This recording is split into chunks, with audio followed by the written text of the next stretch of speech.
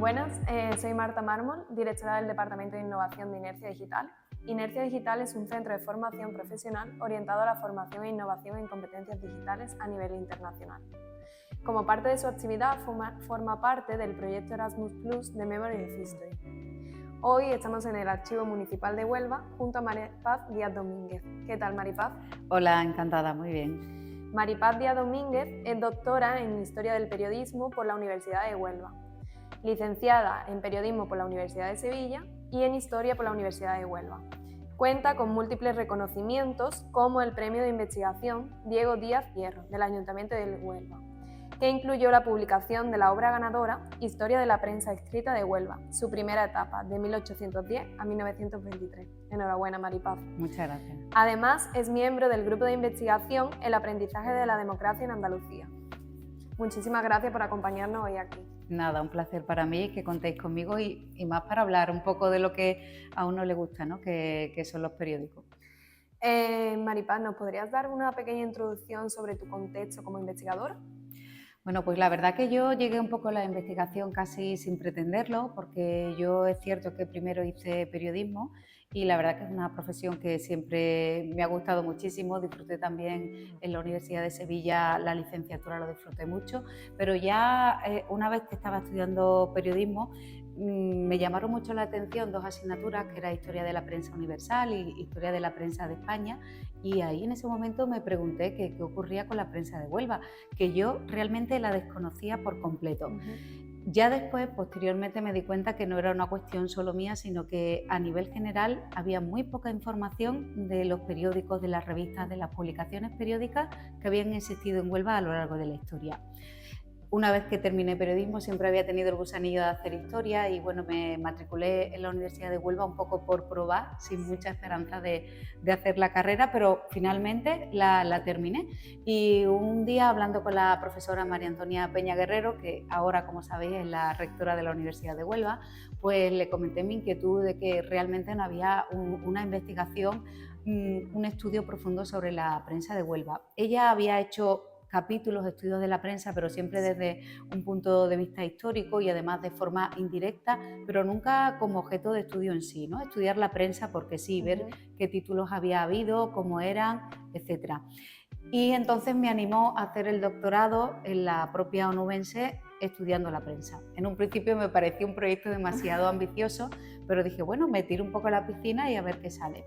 Es cierto que lo compaginé todo esto trabajando con mi trabajo como periodista y me llevé varios años, pero realmente al final lo terminé y la verdad que muy satisfecha con el trabajo de investigación porque yo creo que sentó una base. A partir de aquí se han hecho muchos estudios de la prensa y también tengo que agradecer, ya que estoy aquí en el Archivo Municipal, pues la verdad que me dieron unas facilidades enormes en cuanto a horarios porque yo tenía una vida de locura para poder venir al propio archivo. Me trataron muy bien los trabajadores.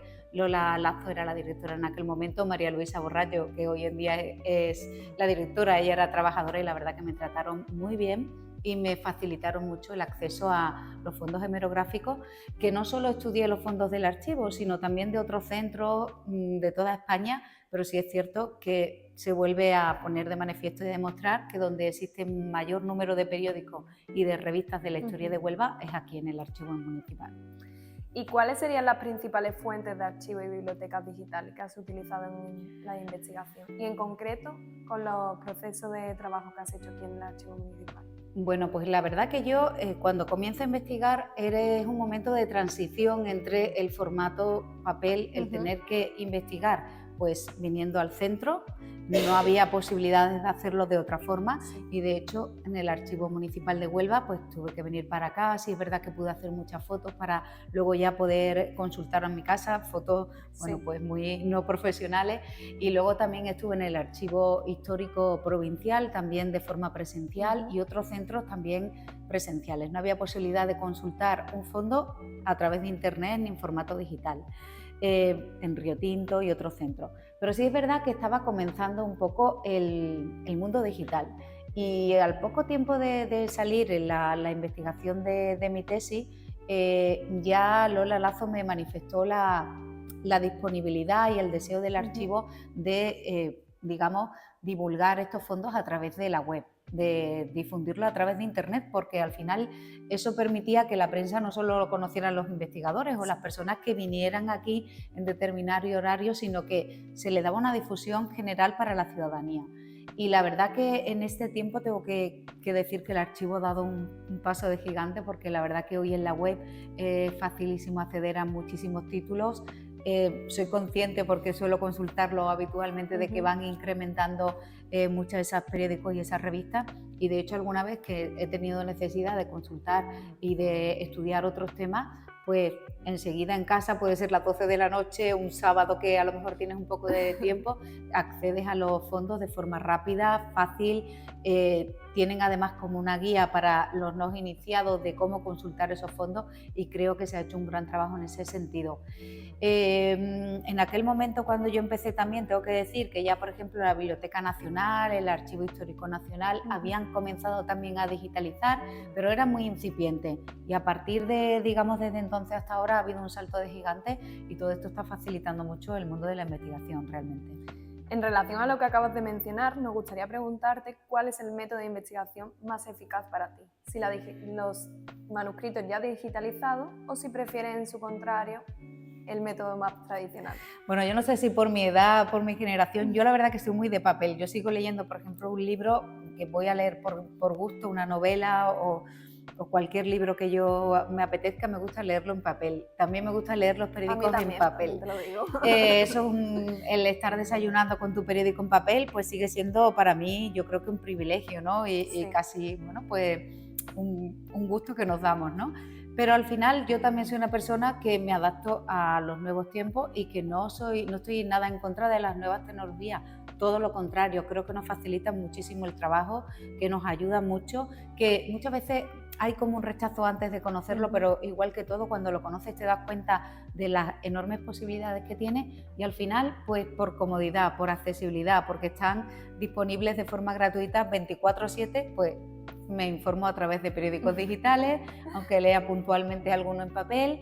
Leo muchos artículos de investigación en digital, porque para consultarlos es muy cómodo, y aunque, bueno, pues veo aquí los fondos hemerográficos en papel y me parecen una auténtica maravilla, pero al final hoy en día los consulto en formato digital.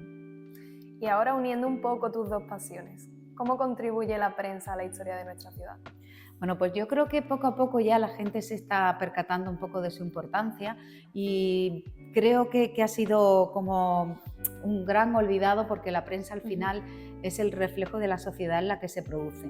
Si uno se pone a estudiar la prensa de Huelva, se da cuenta que, por ejemplo, los periódicos políticos que habían en el siglo XIX hoy en día para nosotros serían impensables, y en aquel momento les parecía bien sacar un periódico que pusiera abajo periódico del Partido Conservador, que ellos iban a hablar de su forma de pensar y punto.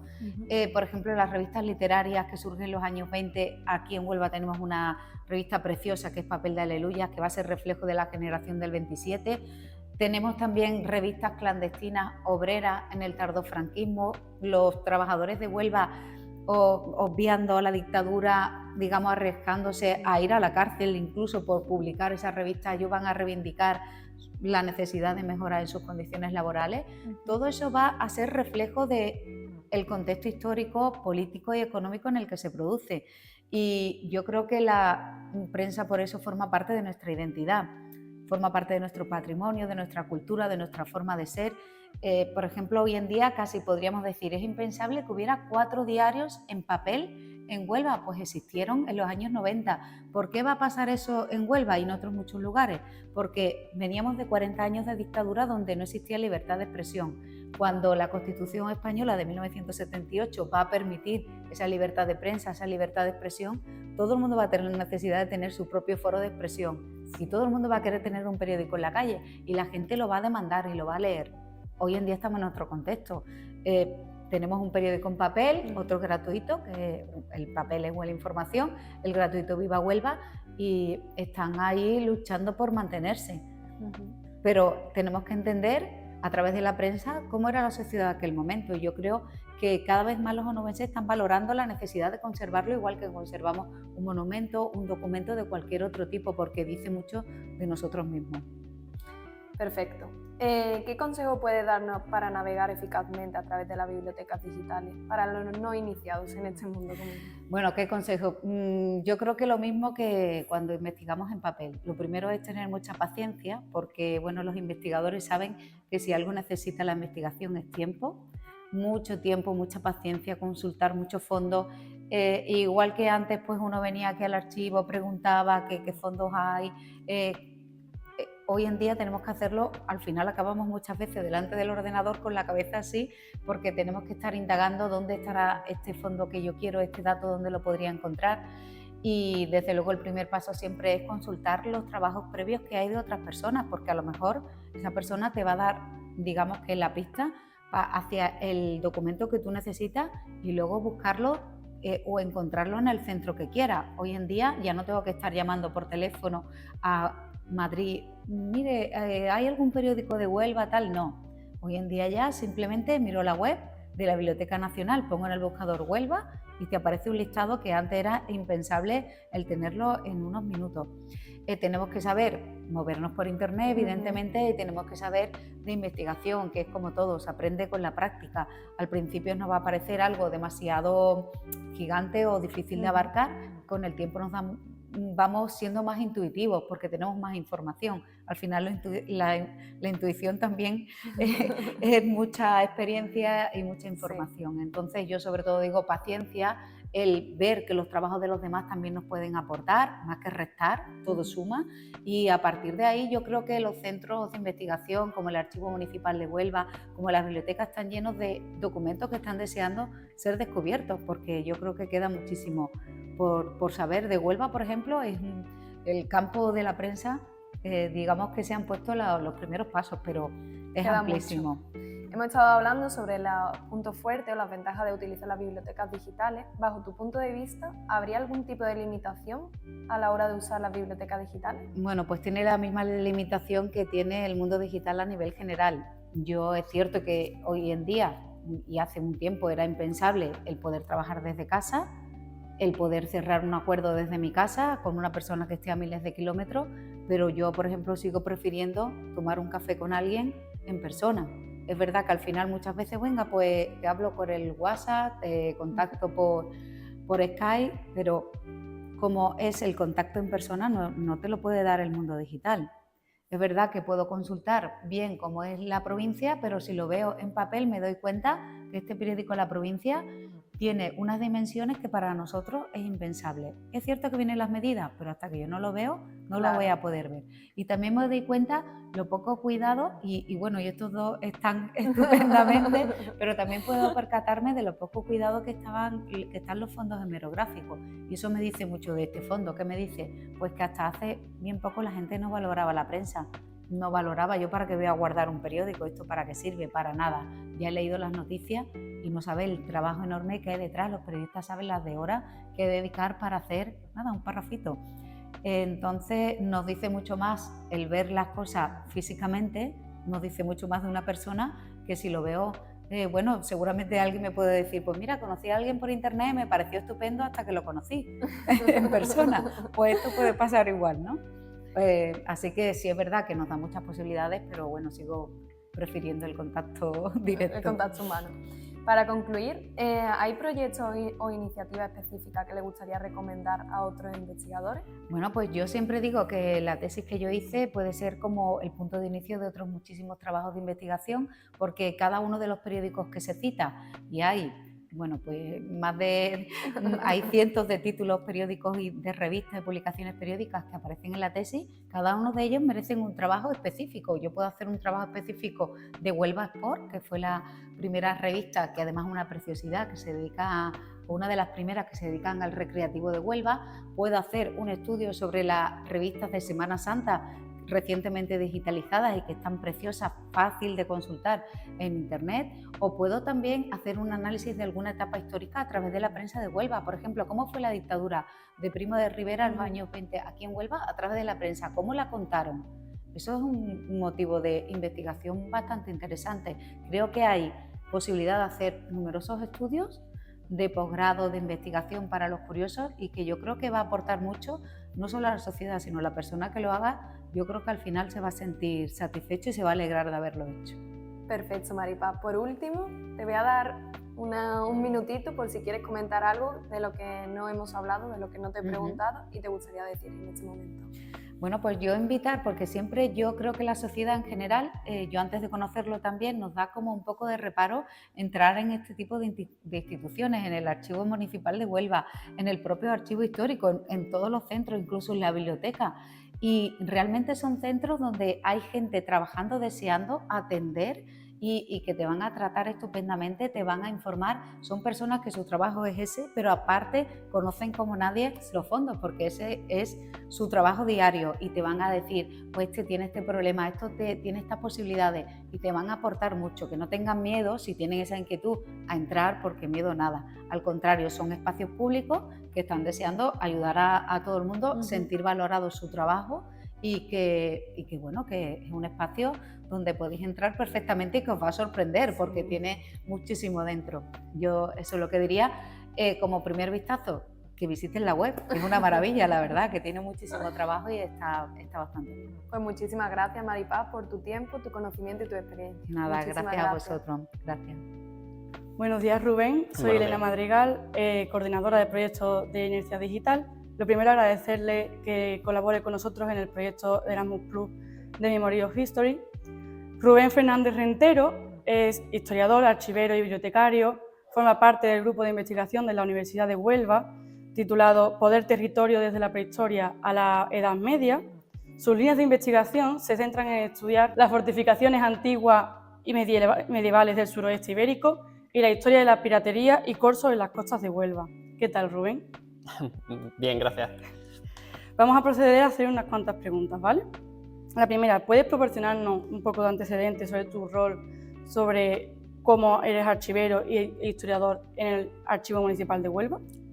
Sí, claro. Yo estudié Historia hace ya mucho tiempo en la Universidad de Huelva y de alguna manera el contacto con la documentación antigua me puso un poco en la línea de estudiar el tema de archivística y tal como una posible salida laboral y además pues mi afición por la investigación también me llevó a acercarme a este tipo de antros de perversión que son los archivos. Genial. A la hora de trabajar, ¿cuáles son las principales fuentes de archivos y bibliotecas virtuales a las que accedes a la hora de poder llevar a cabo los trabajos de investigación y en particular aquellos relacionados con la historia de Huelva? Pues esa es una interesante pregunta. Fundamentalmente para estudiar la historia local es una materia base y fundamental el propio Archivo Municipal de Huelva, que tiene unos fondos documentales digitalizados bastante amplios. Y entre ellos, por ejemplo, las actas capitulares, que aquí vemos un ejemplo de las actas en físico. Y aparte de ello, pues, en fin, ArchivaWeb, por ejemplo, que depende de la Junta de Andalucía. Y, por último, el portal Pares de Archivos Estatales Españoles es una herramienta fundamental. Genial. ¿Cuál considera a la hora de trabajar el método de investigación más eficaz para el estudio de la historia de Huelva? ¿La utilización de entornos digitales o la investigación en archivos físicos de forma presencial?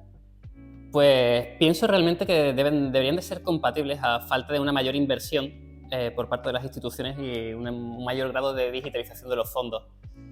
En ese sentido, desde luego para el investigador lo más cómodo a nivel de tiempo y de dinero es el estudio a nivel digital, desde tu propia casa, desde tu propio centro de investigación, que puedas llevar a cabo una revisión más o menos amplia de los fondos documentales.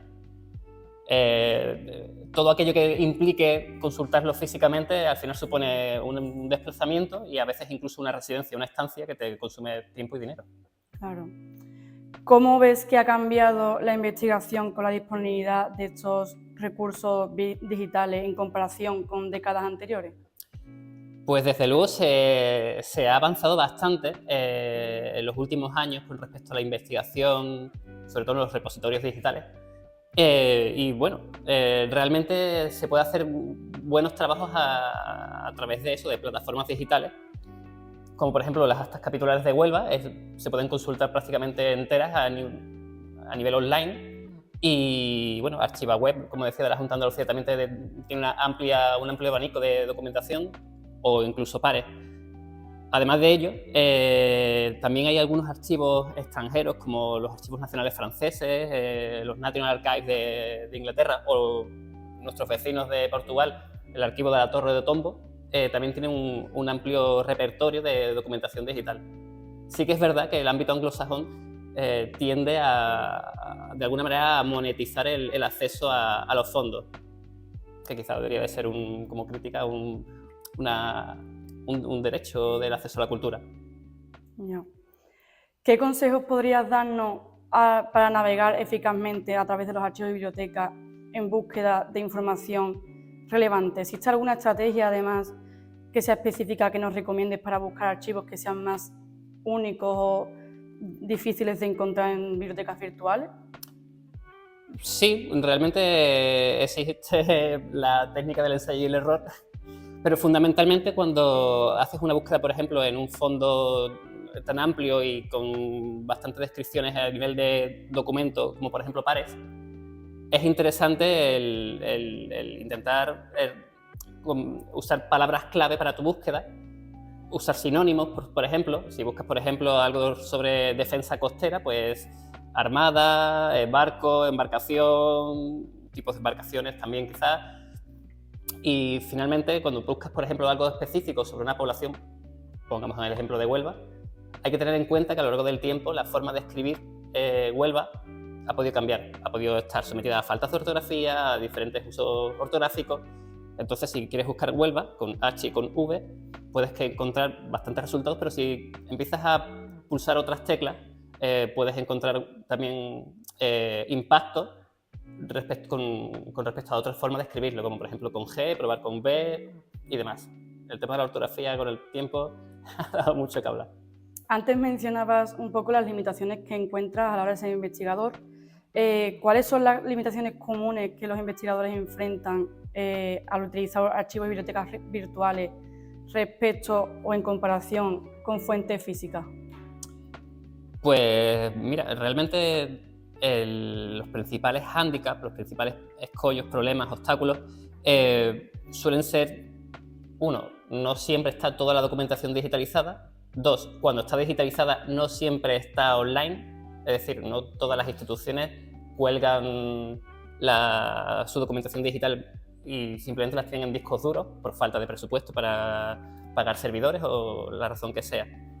Entonces, pues, fundamentalmente, y además muchas veces quizás hablamos de digitalizaciones que no han pasado los controles de calidad adecuados o que se han hecho en base, por ejemplo, a microfilms o a documentación que no está en el mejor estado de conservación. Claro.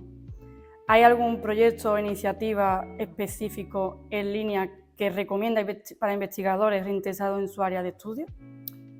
Pues realmente creo que todo buen investigador debería de pulsar ciertas teclas y por ejemplo, el caso de la documentación disponible en el Archivo Municipal de Huelva es bastante amplia, incluso se sigue con el tiempo de subiendo mayor cantidad de documentación. ArchivaWeb me consta que también es un proceso que sigue en marcha, que sigue actualizándose constantemente.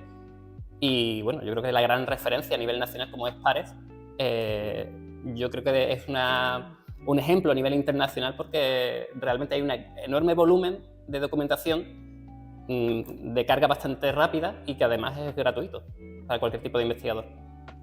Pues muchas gracias, Rubén. Creemos que todo lo que nos has explicado hoy puede servir de inspiración para otras personas que estén intentando o empezando a meterse en el mundo de la investigación. Y de nuevo agradecerte que colabores con nosotros para el proyecto de Memory of History. Muchas gracias. Genial, Rubén. Hemos visto que nos has traído aquí hoy estos documentos. Me gustaría que nos contases un poco sobre ellos, sobre las diferencias que hay entre ellos también, el proceso por el que han pasado, si es posible. Sí, bueno, quizás la persona más adecuada para hacer esa explicación sería el propio personal del archivo, pero bueno, voy a hacer lo que pueda. Aquí tenemos, por ejemplo, dos casos de actas capitulares de época, estas del siglo XVIII, estas del siglo XVII. Aquí tenemos un ejemplar que no ha sufrido un proceso de restauración y aquí tenemos unas actas que están restauradas. Entonces, bueno, de cara a hacer frente a un proceso de digitalización documental, tenemos que tener en cuenta de que una de las primeras cosas que son de valorar es que el propio objeto a digitalizar esté en unas buenas condiciones, a nivel de integridad del papel, de que no tenga manchas de humedad o hongos que impidan la legibilidad de la tinta. Y bueno, es un proceso largo y costoso que requiere bastante inversión. Aproximadamente restaurar un ejemplar como este puede rondar los 3.000 euros hacia arriba según el estado de deterioro. Hay que tener en cuenta que hablamos de la acción no solamente de humedad, sino de insectos que devoran papel, los procesos químicos que convierten la tinta en ácida y también corroen el papel, y además de eso, de hongos y otro tipo de fauna variada. ¿Hay alguna razón por la que nos hayas decidido traer este documento en vez de cualquier otro? Realmente las actas capitulares son, a nivel de historiador, documentos tremendamente interesantes porque le puedes tomar el pulso a una población, a sus problemas y a su día a día, prácticamente pues año por año y casi semana por semana. Entonces me parecían bastante interesantes que se vieran aquí de cara a que sean de conocimiento. De hecho, están todas digitalizadas y colgadas en el portal del Archivo Municipal y son interesantísimas, donde se encuentran temas bastante variopintos, que se tratan, por ejemplo, asuntos de recluta de soldados, de guerras en el extranjero, epidemias, hambrunas, asuntos de organización local. Entonces me parece que son bastante interesantes. Además de que a veces uno puede encontrar pistas de cosas que ya no se encuentran en la ciudad. Aquí, por ejemplo, se hace mención a una fortificación que había en la villa de Huelva, que ya actualmente no existe, que era el baluarte de la Estrella, de la Calzada, y que, bueno, no debía estar demasiado lejos del conocido como Arco de la Estrella, que estaba en la boca del puerto de Huelva, no muy lejos de la actual calle Marina y Plaza 12 de Octubre.